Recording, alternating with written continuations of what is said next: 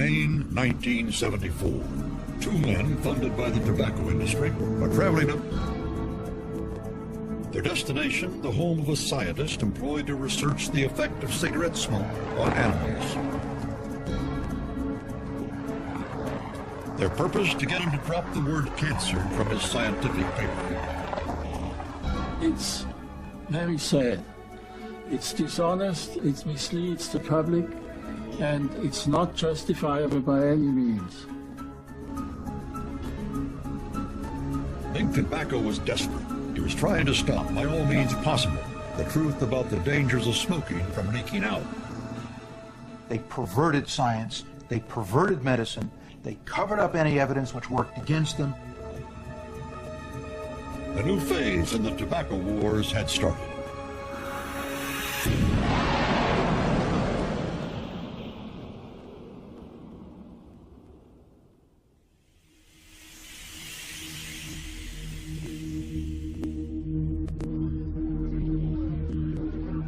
By the 1960s, in both Britain and America, it was official.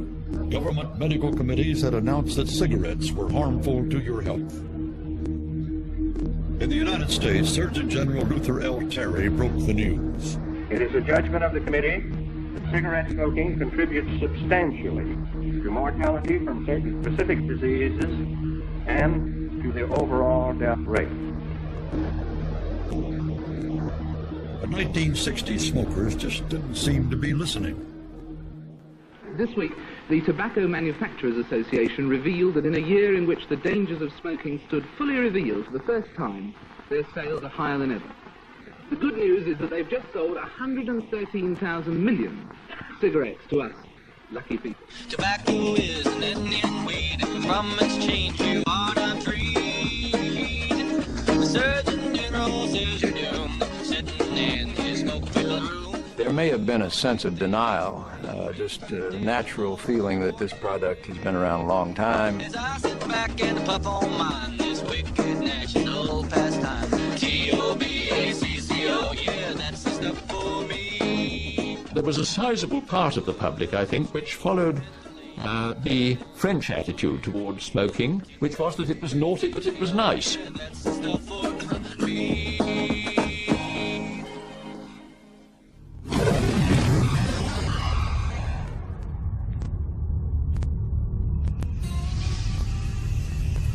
To protect the popularity of its product, the tobacco industry began an all-out health war.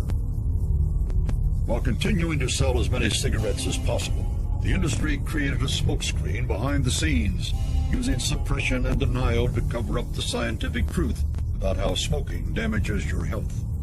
I would categorize the tobacco industry strategy over the years as unscrupulous, unprincipled, immoral, and illegal. The members of the industry were answering the charges and in effect saying this product is okay. They not only did not provide information to the government or investors about the hazards of smoking, but deliberately covered it up, concealed it, misled people about it.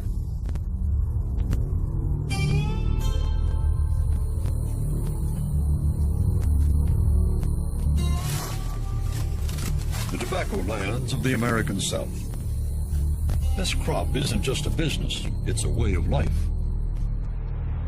Here, towns like Winston-Salem in North Carolina owe their very existence to tobacco.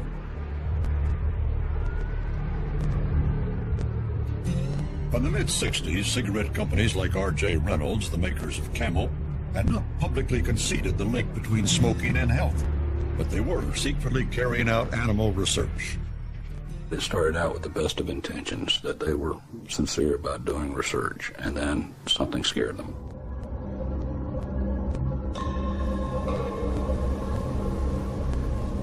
In the center of town, on what is now an abandoned lot, Reynolds built a laboratory that became known as the Mouse House. There were rooms which animals were reared and maintained. Probably one of the first things you would have noticed is the smoking machines. They were fairly large machines that had been designed and built by the company to expose small animals and larger animals such as rabbits. They were quite unique at the time and considered state-of-the-art. The experiments examined how inhaled smoke affected animals, in the belief it would help scientists understand the impact on human health.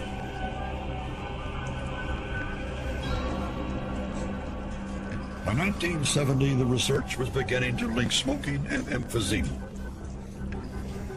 There was evidence starting to build in our own work that there was a connection, that they had demonstrated emphysema in rabbits that had been exposed to cigarette smoke as defined by a clinical pathologist.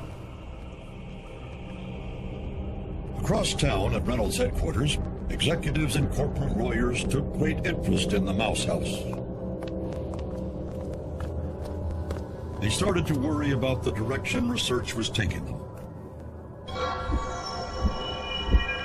My supervisor came in and asked that we turn in all our laboratory notebooks. Those were all our experiments, the results, all the calculations we had done on the data in those notebooks. The explanation was given was the legal department wanted to look them over to see if there was something potentially damaging to the company. Mouse house researchers say they were later told the notebooks had been accidentally destroyed. As a scientist, I was watching 2.5 years of hard effort go for naught. It got worse. Management called a meeting with the scientists. We were told that the Biological Research Division would be terminated, and a list of names were read out of people being terminated, and my name was on that list. Reynolds would later say the focus of research had changed. The first thing that occurs to you was they found damaging evidence in the notebook and that we were being dismissed for that. In retrospect, decisions might have been made differently, but I think the people who were making those decisions at the time were properly guided, and they made decisions that they thought were appropriate. As a scientist, it infuriates me. Information that deals with the public health, I think, is public property. In 1970, the mouse house was closed, the building leveled, the animals presumably destroyed.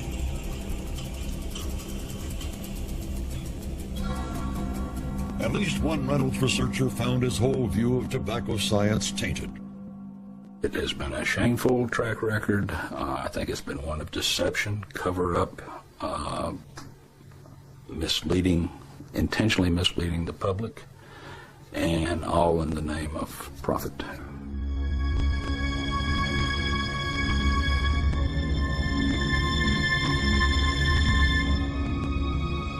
In Britain, the tobacco company's approach to scientific research was far more public than their American counterparts.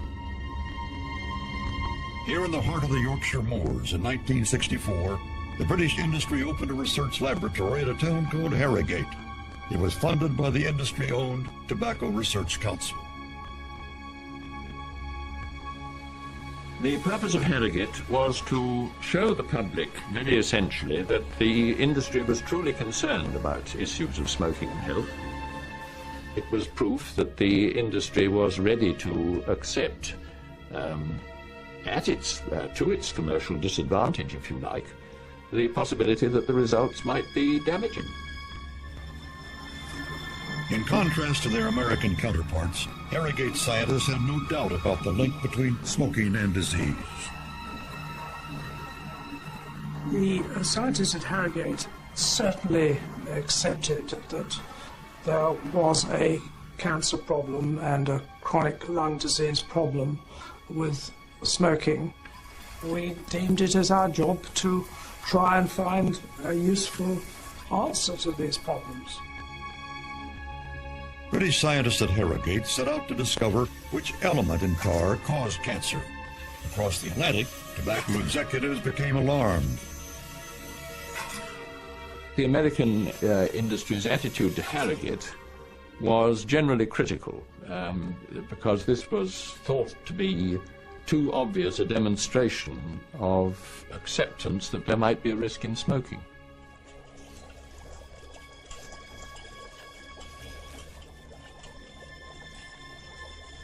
Harrogate scientists began a huge experiment, painting 8,000 mice with tar. It had been done before in America, but never on such a scale. More importantly, never before had the industry publicly acknowledged the value of the results.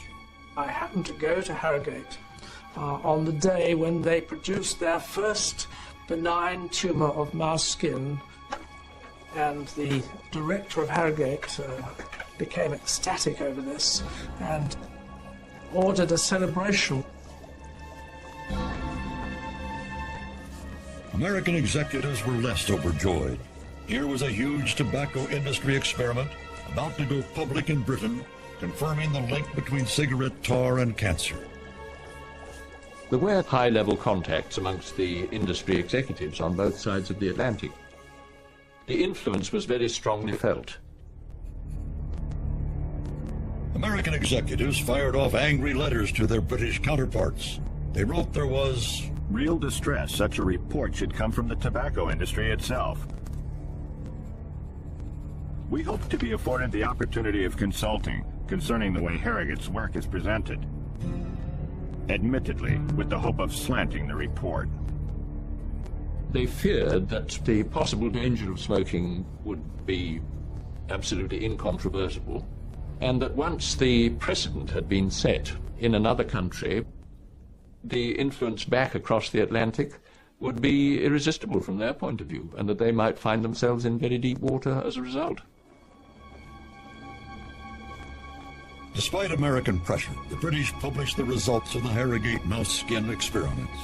For the first time, the industry openly acknowledged an experiment proving that tobacco tar could be cancerous. Scientific success at Harrogate, however, was not to last long. 10 years after opening the laboratories, the industry sold them off. And soon afterwards, the Tobacco Research Council was disbanded.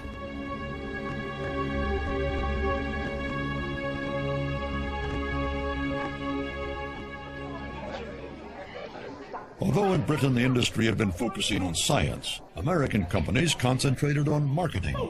In the United States, Big Tobacco was selling as many cigarettes as it could, by all means possible.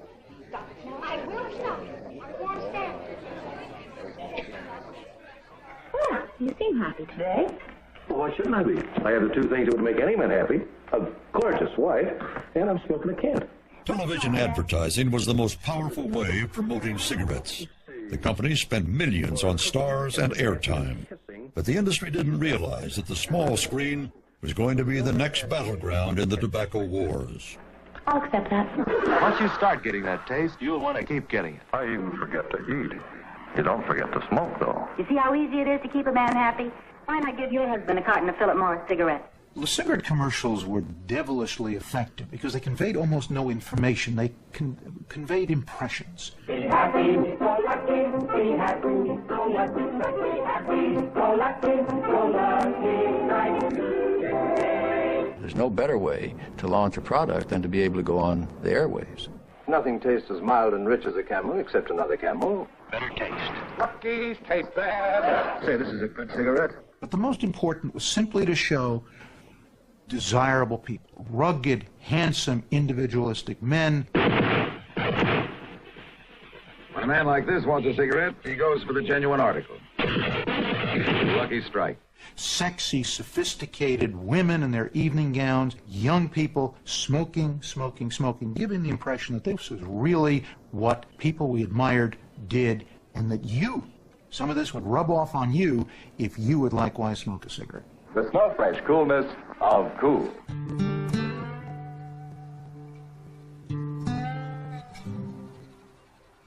Government organizations like the Federal Trade Commission became increasingly concerned about the unrestricted way the industry sold cigarettes on television. But public opposition was almost non-existent.